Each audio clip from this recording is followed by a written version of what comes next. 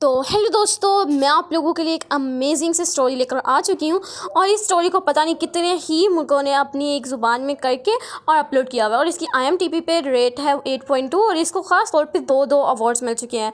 आए बिना देरी के इसको शुरू करते हैं। तो ड्रामे की स्टार्टिंग में हमें दिखाया जाता है हमारी हीरोइन को, जो कि स्टेशन पर बैठ के किसी का इंतज़ार कर रही होती है और जिसके साथ इसने ना भाग के शादी करनी होती है, लेकिन वो उसके पास नहीं आता है, जिस वजह से ये वापस अपने घर की तरफ चली जाती है रो रो के। और वहाँ जाते हुए पहले वो जाके वहाँ से लेती है एक ड्रिंक, और यहाँ पे ना वो ड्रिंक को लिए बगैर ही वहाँ से बाहर निकल आती है। फिर इसको बाहर आके याद आता है कि ओहो, मैं तो अपनी ड्रिंक वहीं पे ही भूल आई हूँ, जिस वजह से वो बाहर दोबारा से जाती है वहाँ पे। और वहाँ से ना वो देखती है कि इस लड़के ने वही वाली ड्रिंक को लिया हुआ है जो कि मैंने ली थी वहाँ से। और वो काउंटर पे देखती है तो वो ड्रिंक नहीं भी होती है, तो जिस वजह से ये समझती है कि इसने मेरी ड्रिंक ले ली। तो ये यहाँ से उसी की ड्रिंक पकड़ती है और उसको पकड़ के उसके सामने वहाँ से खोल के पी के वहाँ से चली जाती है। और यहाँ पे ना वो उसको देखता ही रह जाता है, लेकिन वो उसको कुछ भी कहता नहीं है। इसके बाद वो दोबारा से स्टेशन पे आती है तो वो अपना वॉलेट नहीं लेके आई होती है, क्योंकि वो भी उसने अपना काउंटर पे ही छोड़ दिया होता है। जिस वजह से वो दोबारा से उस काउंटर पे जाती है वहाँ से अपना वॉलेट लेने के लिए। तो इसको पता लगता है कि इसकी ड्रिंक भी वहीं पे ही होती है, यानी कि वो जो ड्रिंक इसने पी थी वो उस किसी और की नहीं बल्कि उसी की ही थी। और ये समझ जाती है कि मैंने उसकी ड्रिंक पी ली है।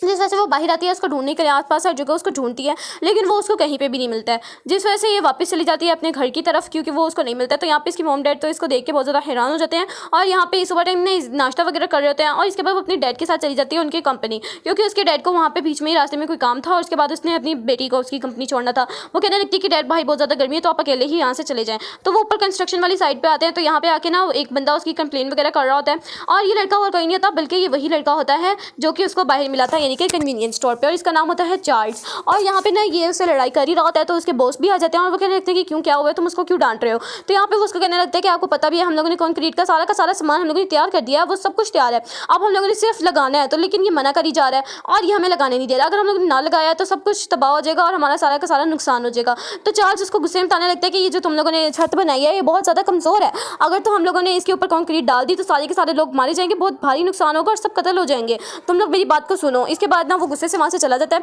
तो इसके डैड कहने लगते हैं कि यार ये कितना गुस्से वाला है, यानी कि बहुत ज़्यादा बदतमीज़ है, और ये ना आर्किटेक्ट की पढ़ाई भी कर रहा होता है और यहाँ पे ये इस टाइम लेबर भी है। इसके बाद ना वो वहाँ से बाइक जा रहा होता है तो इसको ना सीजैन पहचान लेती है, लेकिन वो जैसे बाइक निकलने लगती है तो इसका डैड आ जाता है और वो कहने लगता है कि आजकल के लोग कितने ज़्यादा गुस्से में है, अपने गुस्से को कंट्रोल ही नहीं कर सकते, यानी कि वो चार्ल्स की ही बात कर रहा था।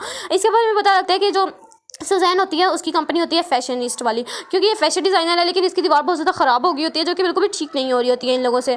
तो ये अपने डैड को कॉल करती है कि हमारी दीवार को यही मसला हो गया और वो ठीक नहीं हो रही है, तो हमें इसकी मदद चाहिए। तो इसके डैड कहते हैं कि चलो ठीक है, मैं तुम्हारे लिए ना एक बंदा भेज देता हूँ, लेकिन तुमने उसे बिल्कुल भी डील नहीं करना है, तुमने अपने आसपास वाले लोगों को उसको डील करने देना है, क्योंकि वो बहुत ज़्यादा गुस्से वाला और बहुत ज़्यादा बदतमीज़ है।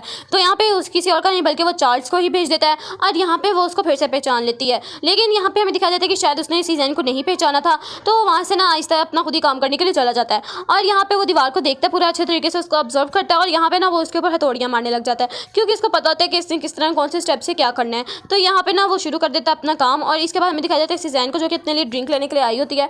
जैसे अपने ड्रिंक को निकलवा के पकड़ती है तो यहाँ पे पता लगता है कि चार्ल्स अपना हाथ आगे कर लेता है और इसी के सामने बिल्कुल उसकी तरह ही ड्रिंक को खोल के पी के और उसके हाथ में वापस पकड़ा के चला जाता है। और यहाँ पे ना मतलब कि उसने एक ही साथ से अपना बदला ले लिया होता है। यहाँ पे सीजैन भी उसकी तरह चुप रहती है, उसने भी कुछ नहीं बोला होता जैसे उसने नहीं बोला होता। इसके बाद सीजैन का ना अचानक से पर्स किसी ने चुरा लिया होता है और वो बिल्कुल उसके सामने आ रहा होता है, यानी कि चार्ल्स के सामने। तो वो अपने गाड़ी का दरवाजा खोल देता है, जिस वजह से उसका बहुत बुरे तरीके से एक्सीडेंट होता है और वो उसको पकड़ लेता है। और यहाँ पे ना वो उसको अपनी गाड़ी में भी अपनी मतलब कि राइड दे देता है और इसको कहने लगता है कि मैं तुम्हारे घर तक छोड़ देता हूँ। इसके बाद ना वो उससे बात करने की कोशिश कर रही है, उससे माफ़ी मांगती है कि मैंने उस दिन तुमसे वो ड्रिंक ले ली थी, लेकिन वो उसको चुपचाप घर छोड़वा के वहाँ से चला जाता है। इसके बाद ना वो काफ़ी मतलब कि बहुत ज़्यादा उसके साथ इंप्रेस हो गई होती है और ना उसके बारे में बार बार सोचती रहती है। इसके बाद ना वो जानबूझ के अपने दोस्तों के साथ वहीं से गुजरती है जहाँ से ना वो ड्रिंक वगैरह कर रहे होते हैं चार्ल्स वगैरह उसके दोस्त। और यहाँ पे ना वो तो अपने में इतना मगन होता है कि वो सीजन को देखता ही नहीं है, जिस वजह से मजबूरी से सीजन को ना उसके पास खुद ही आना पड़ता है। और यहाँ पे आके ना वो उसको कहने लगती है कि ओ मैं तो यहाँ से गुजर रही थी, मैंने तुम्हें देख लिया, चलो मैं तुम्हारे साथ बैठ जाती हूँ। इसके बाद इसके सारी दोस्तें भी उसके साथ बैठ जाती हैं, लेकिन ये काफ़ी देर तक यहाँ पे खामोशी ही रहती है, कोई किसी को नहीं बुलाता है। और लेकिन ना यहाँ पे फाइनली चार्ल्स उसको कहता है कि पूरी ड्रिंक भर के देता है और कहने लगता है कि अगर तो तुमने ये पी ली तो हमारे रिलेशन स्टार्ट हो जाएगा और मैं तुम्हें कभी भी नहीं छोड़ूंगा। और अगर वो कहने लगती है कि अगर मैं ना पीऊँ इस ड्रिंक को, तो वो कहने लगता है कि हम दोनों एक दूसरे के नाम भी नहीं जानते और हम दोनों एक दूसरे को जानते भी नहीं कि हम दोनों हैं कौन, तो हम लोग कभी ज़िंदगी में भी आपस में ना मिलेंगे और ना ही हम लोग बातचीत करेंगे। इसके बाद वो होता हुआ देख नहीं सकती थी, तो फ़ौरन ही उस ड्रिंक को पी लेती है और यहाँ पे वो उसको किस कर देता है और यहाँ से इनका रिलेशन स्टार्ट हो जाता है। और यहाँ पे ये लोग काफ़ी ज़्यादा अच्छे मोमेंट्स गुजारते हैं और काफ़ी ज़्यादा खेलते हैं और एक दूसरे को ये दोनों बहुत ज़्यादा प्यार करते हैं। और यहाँ पे ना इनकी मतलब कि ये वाली लव स्टोरी शुरू हो जाती है। वो काफ़ी उसका ध्यान वगैरह रखता है और उसको अपना सब कुछ मानता है और यही सीजन भी उसके साथ करती है, यानी कि वो भी उसको अपना सब कुछ मानती है। इसके बाद ना वो अपने डैड के साथ झूले पे बैठी होती है, तो वो बहुत ज़्यादा अपने में ही मगन हो के ना हंस रही होती है। तो वो उसके डैड कहने लगते हैं कि तुम किसी को पसंद करती हो, तो वो कहने लगते हैं कि डैड ऐसा ना करें। तो मतलब कि वो शर्मा रही होती है, तो वो कहने लगते हैं कि नहीं, मैं भी देखना चाहता हूँ ऐसा कौन है वो। तो ये भी सोचने लगती है कि हाँ, मुझे अब डैड से उसको मिलवा देना चाहिए। तो यहाँ पे वो फिर से हंसने लग जाती है और यहाँ पे ना वो सोचने लगती है कि मैं किस तरह उसको मिलवाऊँ, क्योंकि चार्ल्स जो होता है ना वो कहने लगता है कि नहीं, माना मैं तुमसे बहुत ज़्यादा प्यार करता हूँ और तुम्हारे बगैर नहीं रह सकता हूँ, लेकिन तुम एक प्रिंसेस हो, तुम एक बॉस की बेटी हो और मैं अकेला आदमी हूँ, यानी कि मेरे पास तो एक घर भी नहीं है, तो मैं तुम्हें कभी भी अच्छे से सुकून से नहीं रख पाऊंगा या तुम्हें कभी भी खुश नहीं रख पाऊंगा। तो तुम ना ये सब कुछ तो भूल ही जाओ। तो यहाँ पे ना वो सीजन को बहुत ज़्यादा टेंशन हो जाती है, क्योंकि वो अब मान ही नहीं रहा था, लेकिन उसने उसके साथ शादी करनी थी। काफ़ी टाइम तक वो उसको मनाती है, बार बार मनाती है, हर एक बार में आके बोलती है उसको बार बार, लेकिन वो उसको मना करता रहता है। इसके बाद ना वो उसको एक रेस्टोरेंट लेके आई होती है, तो यहाँ पे अचानक से उसके पीछे फैमिली आ जाती है और यहाँ पे ना सीजन कहने लगती है कि मॉम डैड आप यहाँ पे कैसे। तो वो कहने लगती है कि हमें इस तरह नाटक तो ना करो, तुमने बुलाया। और यहाँ पे ना चार्ल्स को समझ आ जाती है कि इसने धोखे से इन सबको बुलाया और मुझे पता भी नहीं था। इसके बाद ना इसको सबके सामने बैठना पड़ जाता है, जो कि ये बिल्कुल भी नहीं चाहता था। और इसकी ना सीजन की यहाँ पे बहन भी आई होती है और यहाँ पे ना इनकी मतलब की मीटिंग शुरू हो जाती है, लेकिन हर तरफ खामोशी होती है, ना कि चार्ल्स बोल रहा था, ना ही उसके डैड बोल रहे होते हैं, ना उनकी कोई फैमिली बोल रही होती है। तो यहाँ पे ना सीजन कहने लगती है कि मेरी तबीयत ना अचानक से बहुत ज़्यादा खराब हो रही है, मुझे यहाँ कुछ भी सही नहीं लग रहा, तो मैं यहाँ से थोड़ी देर के लिए ना रेस्टोरेंट में जाती हूँ। तो यहाँ से वो तो उठ के चली जाती है। तो उसके डैड अब बोलना शुरू करते हैं कि मतलब कि तुमने उसको कैसे पसंद कर लिया, तुम मतलब कि तुम्हारी फैमिली कितनी है। तो वो कहने लगता है कि नहीं, मैं सिर्फ और सिर्फ अकेला हूँ। और यहाँ पे ना उसको कहने लगता है कि क्या तुम्हारे पास घर है। तो वो कहने लगता है कि नहीं, मेरे पास बिल्कुल भी घर नहीं है और मैं बिल्कुल ये अकेला रहता हूँ और मुझे पता है कि मैं बहुत ज़्यादा गरीब हूँ। इसके बाद ना दिखाया जाता है कि वो इस तरह उसके जो सवालों का जवाब दे रहा था, कहने लगता है कि मुझे अब यहाँ से जाना चाहिए, लेकिन उसकी मॉम उसको रोक लेती है कि कहती है कि सीजन के आने तक तुम यहाँ पे ही रुक जाओ। इसके बाद ना उसके डैड फिर उससे सवाल जवाब करने लग जाते हैं, जो कि उसको बहुत ज़्यादा इंबेरसमेंट हो रही होती है और ना बहुत ज़्यादा शर्मनाक हो रहा होता है उसके सामने, क्योंकि वो बहुत ज़्यादा गरीब है और वो कहाँ पे इनका स्टेटस बहुत ज़्यादा दूर होता है। इस वजह से यहाँ पे ना सीजन को दिखाया जाता है कि जो कि उसकी तबीयत फिर बहुत ज़्यादा ख़राब हो रही होती है बारिश में, और वो ना अचानक से बेहोश होकर गिर जाती है, जिस वजह से हर तरफ ही रश रश हो जाता है। तो इसकी दो बहन जो होती है ना वो देख लेती है, वो भागी भागी उस रश की तरफ जाती है, तो वहाँ पे जाकर वो चीख मार देती है, जिस वजह से ये सब भागते हैं बाहर को और पता लगता है कि सीजन बेहोश हुई है। उसको वो फ़ौरन पकड़ता है और फ़ौरन उसको डॉक्टर के पास ले जाता है। और यहाँ पे ना डॉक्टर इसको बताने लगते हैं कि इसने बहुत ज़्यादा काम वगैरह कर लिया और स्ट्रेस ले लिया, अगर ये थोड़ी देर सोएगी ना तो ये बिल्कुल ठीक हो जाएगी। इसके बाद जैसे दिखाते हैं जैसे उसको होश आता है, फ़ौरन वो उसको गले लगा लेती है और इन दोनों का प्यार देख लेते हैं इसके डैड, और फाइनली ये लोग मान जाते हैं इसकी शादी के लिए। और यहाँ पे इनका वही वाला यानी कि दिन आ जाता है जो कि इन्होंने हमेशा के लिए सोचा था, इनकी ख्वाहिश पूरी हो जाती है, यानी कि इनकी शादी होने वाली है गाइस फाइनली। और यहाँ पे ना बहुत ज़्यादा ये लोग खुश होते हैं और इनकी वेडिंग भी पूरी अच्छे से हो जाती है और इन्होंने एक घर ले लिया होता है और इसने ना अपनी आर्किटेक्ट की पढ़ाई भी पूरी कर ली होती है और अब इसकी अपनी एक कंपनी होती है और ये लोग बहुत ज़्यादा खुशी तरीके से रह रहे होते हैं। लेकिन आपको पता है गाइस इतनी खुशी में कैसे रह सकता है कोई भी। और यहाँ पे ना वो हमेशा चूल्हे पे कुछ ना कुछ रख के भूल गई होती है, लेकिन वो हमेशा उसको बचा लेता है और कभी भी इस बात पे उस पर गुस्सा नहीं करता है।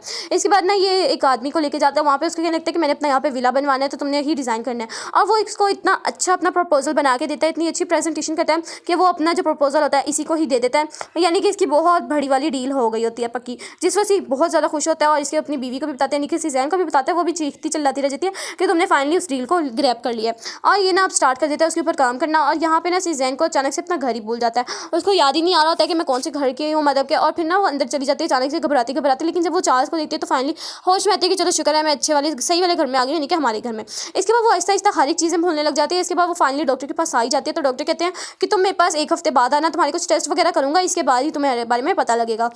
तो ये भी मान जाती है और इसके बाद ना डॉक्टर के पास से यहाँ से चली जाती है और मतलब कि इसको इंस्ट्रक्शन वगैरह दे रहा था। ये लोग ना बहुत ज़्यादा मतलब कि चार्ल्स होता है ना काम में मगन हो जाता है, लेकिन वो इसके साथ बहुत ज़्यादा अच्छे रोमांटिक मोमेंट्स भी गुजारता है और ये लोग बहुत ज़्यादा खुश भी रहते हैं। इसके बाद ना ये मतलब कि काम वगैरह में कहते हैं, लेकिन जब 2 हफ्ते बाद सीजन आती है डॉक्टर के पास, उसने 1 हफ्ते का बोला था लेकिन वो 1 हफ्ते में नहीं आती। वो उससे सिंपल सवाल पूछता है, यानी कि तुम्हारी सिस्टर की डेट ऑफ बर्थ क्या है, तुम्हारी डेट ऑफ बर्थ क्या है और हमें कौन से सिग्नल पर आगे जाना चाहिए, कौन से सिग्नल पर हमें रुकना चाहिए। तो लेकिन वो इन सिंपल से क्वेश्चन का भी जवाब नहीं दे पा रही होती है, उसको समझ ही नहीं आ रही है कि मतलब ये क्वेश्चंस हैं क्या। तो उसका बाकी वगैरह टेस्ट होते हैं सारे के सारे और उसको कहते हैं कि तुमने अब 1 हफ्ते बाद दोबारा आना है मतलब कि अपने टेस्ट वगैरह करवाने के लिए। और यहाँ पे ना उसका वही वाला बॉयफ्रेंड आ गया होता है जिसके पीछे ये गई होती है, यानी कि एपिसोड की शुरुआत में जिसका इंतजार कर रही थी स्टेशन पर बैठ के, और वो आ गया था, यानी कि ये पहले था शादीशुदा लेकिन अब इसने उससे मतलब कि डाइवोर्स ले लिया, अब इसके पास दोबारा से आ गया। तो वो कहने लगती है कि मैं अब किसी और को पसंद करती हूँ, तो तुम यहाँ से चुपचाप जा सकते हो, अब मेरा पसंद कोई और है, मैं शादीशुदा हूँ। इसके बाद ना वो एक पिक्चर को ग्लू लगा रही होती है, इसके बाद वहाँ से उठ के ना फ्रिज की तरफ चली जाती है और वो कहने लगती है कि 1 मिनट जरा, मैंने फ्रिज क्यों खोली थी, मैं यहाँ पे क्या करने के लिए आई हूँ। इसके बाद ना वो वापस से जाती है, कहने लगती है कि हैं तुम कब आए चार्ल्स। और यहाँ पे ना वो जब बैठती है तो वो कहने लगती है कि वाओ तुमने ग्लू भी लगा दी मेरी पिक्चर को। और यहाँ पे वो कहने लगता है कि तुम ये सब क्या बातें कर रही हो, तुम खुद ही तो यहाँ पे ग्लू लगा के गई थी। तो ये उसको बहुत ज़्यादा टेंशन होने लग जाती है और कहने लगता है कि डॉक्टर ने तुम्हें क्या कहा, क्योंकि इसको ये तो पता होता है कि डॉक्टर के पास ये जाती है, लेकिन ये नहीं पता होता है कि इसको बीमारी क्या लगी हुई है। तो यहाँ पे ना वो उसको पूछ रहा होता है कि तुम बता दो तुम्हें क्या हुआ है, लेकिन वो उसको नहीं बता रही होती है। और यहाँ पे दोबारा से डॉक्टर के पास आती है और डॉक्टर फिर उससे कुछ टेस्ट वगैरह लेते हैं और यहाँ पे उसको फाइनली बता देते हैं कि तुम्हें अल्जाइमर्स नाम की बीमारी रही हो ये, यानी कि तुम आहिस्ता आहिस्ता सब कुछ भूल जाओगी, अपनी फैमिली, अपनी फ्रेंड्स, अपने हस्बैंड, अपने यहाँ तक कि तुम अपने आप को भी भूल जाओगी और तुम्हें कुछ भी याद नहीं होगा, ना तुम्हारे दिमाग पे तुम्हारे कंट्रोल होगा और तुम मतलब कि सब कुछ करना, हर एक चीज़ करना भूल जाओगी। तुम सिग्नल, तुम्हें कुछ याद नहीं रहेंगे, यानी तुम बिल्कुल ही एक ना पोज हो जाओगी, यानी कि एक स्टैचू की तरह। तो यहाँ पे वो कहने लगती है कि डॉक्टर इससे मैं कैसे बच सकती हूँ, मैं सिर्फ और सिर्फ 27 साल की हूँ। तो वो कहने लगता है कि नहीं, इसका बचने को कोई चांस नहीं है, लेकिन हाँ इसको बार बार दवाइयाँ खा के थोड़ा डिले कर सकते हैं, लेकिन ये तुम्हारे साथ होना ही होना है लाजमी। जिस वजह से बहुत ज़्यादा रोती है, लेकिन कुछ भी चार्ल्स को नहीं बताती है। चार्ल्स भी इसकी टेंशन वगैरह देखने लग जाता है, लेकिन उसको कुछ भी समझ नहीं आ रही होती है। इसके बाद फाइनली इसका ये प्रोजेक्ट कंप्लीट हो गया होता है और यहाँ पे ना ये लोग लंच करने के लिए बैठे थे। तो इसको ऊपर अपने लंच में मिलते हैं चावल, लेकिन ये नीचे वाला लंच खोलते हैं तो उसमें भी चावल होते हैं, जिस वजह से सारे लोग इसका मजाक उड़ाने लग जाते हैं। लेकिन इसको बहुत ज़्यादा टेंशन शुरू हो जाती है कि ये सब कुछ हो क्या रहा है सीजन के साथ। तो वो डॉक्टर के पास चला जाता है और यहाँ पे इसको जाके पता लगता है कि सीजन को अल्जाइमर्स की बीमारी है। वो अपने खानदान, तुम्हें, तुम्हारे हस्बैंड, अपने हस्बैंड और अपने दोस्तों, यहाँ तक कि वो अपने आप को भी भूल जाएगी। वो जब ये सब कुछ उसको बताता है तो वो तो डॉक्टर के ऊपर ही मतलब कि हाथापाई शुरू कर देता है और वो कहने लगता है कि मैं अब तुम्हारी इसके बारे में कुछ भी नहीं कर सकता हूँ, क्योंकि ये तो कुछ होगा। तो सारे डॉक्टर्स आके इसको बचाते हैं और सारे डॉक्टर्स भी बताते हैं कि डॉक्टर की बीवी को भी अल्जाइमर्स हुआ था और उन्होंने काफ़ी कोशिश की उसको बचाने की, लेकिन वो नहीं बच सकी। इसी वजह से वो आज तक हर एक अल्जाइमर्स के पेशेंट को डील कर रहे हैं। तो वो ना बताने लगता है कि मैंने अपनी बीवी को वहीं पे एक दफ़ा लेके गया था जहाँ पे हमारी मेमोरीज शुरू हुई थी, लेकिन वो सिर्फ और सिर्फ 3 घंटे के लिए ही उसकी मेमोरीज वापस आई थी। उसके बाद उसने लिटरली मुझे बोला था कि तुम हो कौन, और तुम खुद ही सोच लो कि मेरे दिल पर क्या बीती होगी जब उसने मुझसे पूछा होगा कि तुम कौन हो। तो यहाँ पे ना दिखाया जाता है कि इसी जैन को, जो कि ना पुलिस के पास होती है, पुलिस वाला पूछ रहा था कि तुमने कहाँ जाना है, लेकिन उसको कुछ भी पता नहीं होता। लेकिन वो उसके हाथ पकड़ के ना इधर उधर जा रही होती है, क्योंकि इसको अपने घर का बिल्कुल भी याद नहीं आ रहा होता है। सामने उसको अपना बॉयफ्रेंड मिल जाता है, तो ये ना उसको देख के कहने लगती है कि तुम यहाँ पे। तो इस पुलिस वाले को लगता है कि शायद ये दोनों आपस में जानते हैं, तो वो उसको इसके हवाले करके वहाँ से चला जाता है। इसके बाद ये लोग मिलते हैं और वो कहने लगता है कि मुझे माफ़ कर देना, 2 साल पहले मैं तुम्हें छोड़ के चला गया था। तो वो कहने लगती है कि क्या 2 साल पहले तो हम लोग मिले भी नहीं, मैं तो तुम्हें जानती भी नहीं, 2 साल पहले तो हम लोग कैसे मिल सकते हैं। यानी कि इसको सिर्फ और सिर्फ पहले वाली ही मेमोरीज याद है जब ये लोग गर्लफ्रेंड बॉयफ्रेंड थे। तो ये भी ना इस बात का फ़ायदा उठाने की कोशिश कर रहा होता है, लेकिन इसको ना अचानक से बात हिट करती है कि नहीं, मैं तो किसी और की बीवी हूँ, यानी कि चार्ल्स मेरा हस्बैंड है। तो वो फ़ौरन वहाँ से उठती है और वहाँ से भाग जाती है अपने घर की तरफ को, और ये देखता ही रह जाता है कि यहाँ पे हुआ क्या है। इसके बाद चार्ल्स को ना बहुत ज़्यादा कोशिश कर रहा होता है कि सीजन को ना पता लगे कि मैं उसके बारे में जब सब कुछ जान चुका हूँ, लेकिन जब उसको वो नहीं मिलती है ना, तो वो फ़ौरन उसके पीछे भागता है, उसको ढूंढता है हर जगह। और यहाँ पे ना सीजन को भी पता लग जाता है कि इसको मेरी बीमारी के बारे में पता लग गया, और वो उसको देख के रोने लग जाती है। तो यहाँ पे वो उसको कंसोल करने की कोशिश कर रहा था। तो वो कहने लगती है कि तुम मुझे अब छोड़ सकते हो, क्योंकि अब मैं तुम्हारी ज़िंदगी को बर्बाद नहीं करना चाहती हूँ। मुझे पता लग चुका है कि हमारा आगे मतलब कि प्रेजेंट क्या है और हमारा फ्यूचर क्या है। तो अब तुम मुझे छोड़ के जा सकते हो, क्योंकि मैं तुम्हारे पर बोझ नहीं बनना चाहती हूँ। तो वो कहने लगता है कि नहीं, मैं तुम्हें क्यों छोड़ के जाऊँगा, तुम मेरा सब कुछ हो, तो मैं तुम्हारे साथ ही रहूँगा। इसके बाद ना वो मतलब कि इस तरह उसको कंसोल कर रहा था, लेकिन खुद के उसके आंसू रुक नहीं रहे होते हैं। वो भी बहुत ज़्यादा रो रही होती है। वो कहने लगता है कि हम लोग अपना न्यू अब सब कुछ स्टार्ट करेंगे। वो कहने लगता है कि तुम अब कुछ भी भूलोगी ना, मैं तुम्हें सब कुछ याद कराऊंगा, हम अपना न्यू स्टार्ट करेंगे। वो हर जगह अपने ना उसके लिए नोट्स रख देता है और बना बना के कि क्या चीज़ क्या कैसे करते हैं। और इसके बाद ना वो उसको कहने लगते हैं कि मेरे मॉम डैड नहीं आ जाने, तो तुम आज जल्दी आ जाना। तो वो ना दिखाते हैं कि थोड़ी देर बाद ही आ जाता है। तो यहाँ पे ना वो और कहीं नहीं आया था, बल्कि इसका वो आ गया था बॉयफ्रेंड, और इसका लग रहा होता है कि शायद चार्ल्स आ गया। तो वो उसको कहने लगती है कि हनी तुम इतनी जल्दी आ गया। और इसके बाद ना वो उसका हाथ पकड़ देती है, क्योंकि वो कहने लगती है कि अब हम लोग यहाँ पे नहीं रह सकते, हमें यहाँ से जाना पड़ेगा। तो वो उसको कहने लगते हैं कि क्यों, हम लोग तो यहीं रहना है। तो यहाँ पे ना चार्ल्स आ जाता है, तो वो उसके पीछे छुप जाती है, क्योंकि उसको नहीं पता होता कि ये कौन है। उसको लग रहा होता है कि ये कोई और ही बंदा आया हुआ है, और इसको ना बहुत ज़्यादा टेंशन होने लग जाती है कि जब चार्ल्स उसके बॉयफ्रेंड को मार रहा होता है, और इसको इसी डिप्रेशन में आके ना कि मेरे हस्बैंड को कोई मार है, वो बेहोश हो जाती है। जिस वजह से ना उसके मॉम डैड जब आते हैं वापस से उसको हॉस्पिटल लेके जाते हैं, और यहाँ पे उसका जो डैड होता है वो कहने लगता है कि तुम अब उसको छोड़ दो, क्योंकि तुम अकेले उसका कभी भी ध्यान नहीं रख पाओगे, तुम उसको डाइवोर्स दे दो और वो हमारे साथ ही रहेगी, हमारे घर रहेगी, हम लोग उसका अच्छे से ख्याल रखेंगे। तो वो कहने लगता है कि क्यों, मैं ऐसा क्यों करूँ, वो मेरी वाइफ है, मैं उसका अच्छे से ख्याल रख लूँगा, आप उसकी बिल्कुल भी टेंशन मत लें। और रही बात उसकी मतलब कि देखभाल की, वो मैं बहुत ज़्यादा अच्छी तरीके से कर लूँगा, और मैं उसको कभी ज़िंदगी में भी नहीं छोड़ूंगा। इसके बाद ना सीजन को दिखाया जाता है कि जो कि अपनी बॉडी को कंट्रोल भूल गई होती है, और उसने वहीं पर वॉशरूम कर दिया होता है। तो वो फ़ौरन उसके पास भागता है और वहाँ जाकर इतनी शर्ट उतार के उसको पैर उसके सारे साफ कर रहा होता है। और यहाँ पे ना वो उसको वापस से घर ले जाता है, और उसको ना बार बार अच्छे से उसको प्यार से देख रहा होता है। और यहाँ पे उसके लिए ना डमी भी बना के ले आता है, जो ना इन्होंने हमेशा से ख्वाब सोचा था कि हमारा ऐसा घर होगा।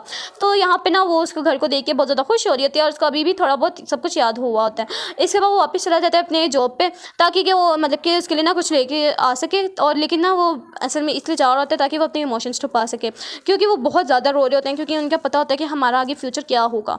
इस वजह से फाइनली सीजन सोच लेती है कि हम लोग, मैं ना इसको छोड़ के जा रही हूँ। इसके बाद वो लेटर लिखती है कि मैं तुम्हें हमेशा से बहुत ज़्यादा पसंद करती हूँ, और मैं भी ये भी जानती हूँ कि तुम भी मुझे बहुत ज़्यादा पसंद करते हो, लेकिन अब मैं तुम्हारे पर बोझ नहीं बनना चाहती हूँ, मैं तुम्हें यहाँ से जा रही हूँ छोड़ के, लेकिन मुझे बहुत ज़्यादा दुख हो रहा है। यानी कि वो ये सब कुछ इमोशनल लेटर लिख के ना उसके लिए वहाँ से चली जाती है, जिस वजह से चार्ल्स बहुत ज़्यादा रोता है उसके लिए। और यहाँ पे ना वो उसके डैड के पास जाता है, तो डैड उसको ना डाइवोर्स पेपर दे देते हैं, जिसके ऊपर सीजन ने साइन किया होता है। तो वो फ़ौरन उसके पेपर को पकड़ता है, और आपको क्या लगा, साइन कर देगा? नहीं नहीं यार, वो उस पेपर को फाड़ के फेंक देता है, कहने लगता है कि मैं उसको कभी भी ज़िंदगी में नहीं छोड़ूंगा, जो मर्जी हो जाए। इसके बाद ना काफ़ी अर्सा गुजर जाता है, ये अपनी जॉब्स वगैरह करता रहता है और अपने मतलब के डिज़ाइन वगैरह बनाता रहता है। लेकिन फाइनली उसको अपना सीज़ेन का दोबारा से एक लेटर मिलता है, जिसमें सीज़ेन ने कहा होता है, मैंने तुम्हारे से दूर होने की बहुत ज़्यादा कोशिश की, लेकिन मैं तुम्हें नहीं भूल पा रही हूँ, मैं तुम्हें बहुत ज़्यादा याद कर रही हूँ। इसके बाद वो कुछ पहाड़ों की ना मतलब कि इन्फॉर्मेशन वगैरह भी देती है, लेकिन वो उसका इतना पूरा एड्रेस नहीं बताती है, लेकिन कुछ लोकेशन वगैरह देती है, जिस वजह से ये समझ के ना वहाँ पे पहाड़ों में चला जाता है उसको ढूंढने के लिए। वहाँ पे उसको एक नियर में ना एक मिलता है हॉस्पिटल, वहाँ पे वो अंदर चला जाता है, तो इसको पता लगता है कि यहीं पे ही सीज़न रहती है। तो नर्स उसको उसका रूम दिखाती है और कहने लगती है कि इसकी तबीयत बहुत ज़्यादा ख़राब हो रही है आहिस्ता आहिस्ता ना, और उसने सारी की सारी पिक्चर्स फाड़ दी, लेकिन उसने ये पिक्चर नहीं फाड़ी। और वो कौन सी होती है, इन दोनों की होती है, यानी कि लवी डवी वाली, जब ये लोग पहली दफ़ा मिले थे, यानी कि इनका रिलेशनशिप शुरू हुआ था। इसके बाद ना यहाँ पे सोचने लगता है, यहाँ पे ना ये देखता है कि सीज़न ने काफ़ी दफ़ा इसकी स्केचेस भी बनाने की कोशिश की है। और इसके बाद ना ये लोग बैठते हैं अपने लंच के लिए, और वो ना उसको कहने लगती है कि तुम कौन हो। यहाँ पे जो उसका दिल टूटता है, वो बहुत ज़्यादा रोने लग जाता है, लेकिन वो अपने रोने को छुपाने के लिए फ़ौरन से चश्मा पहन लेता है, ताकि कि वो उसको रोता हुआ ना देख सके। लेकिन वो अपने दिल पे पत्थर रख के कहता है कि मैं तुम्हारा दोस्त हूँ, और मतलब कि हम मैं तुमसे मिलने के लिए आया हूँ। इस तरह वो बातें वगैरह शुरू कर देते हैं। इसके बाद ना वो नर्स को कहने लगता है कि मैं आपको एक जगह दूंगा, अपने सीज़ेन को वहाँ पे लेके आना, और गेस व्हाट, वो वही जगह होती है जहाँ पे लोग पहली दफ़ा मिले होते हैं, यानी कि कन्वीनियंस स्टोर पे। और वो उसी तरह ही बाहर आ रहा होता है और वो उसी तरह ही अंदर जा रही होती है, जिस वजह से उसको तो लग रहा होता है कि मैं जन्नत में आ चुकी हूँ, यानी कि इसको सब कुछ याद आ गया होता है, यानी कि A to Z सब कुछ याद आ गया होता है, और वो बहुत ज़्यादा खुश होने लग जाती है। और यहाँ पे ना मतलब कि ये लोग फाइनली डिसाइड करते हैं कि अब हम लोग घूमने फिरने जाएंगे। ये लोग अपनी एक लॉन्ग ड्राइव पे निकलते हैं। अब हम लोग ये तो नहीं कह सकते कि इसको कितनी देर के लिए मेमोरीज आई हैं, क्योंकि जो डॉक्टर की बीवी थी उसको सिर्फ तीन घंटे के लिए आई थी, और हमें सीज़न का नहीं पता कि इसकी कितने टाइम के लिए आई है। तो बस इसी लवी डवी सीन के साथ ये वाला ड्रामा यहीं पे एंड होता है। मिलते हैं ऐसे ही नेक्स्ट अमेजिंग से ड्रामा में, तब तक के लिए अल्लाह हाफिज़। जल्दी से चैनल को सब्सक्राइब कर देना, लाइक कर देना, शेयर कर देना, कमेंट कर देना। अल्लाह हाफिज़।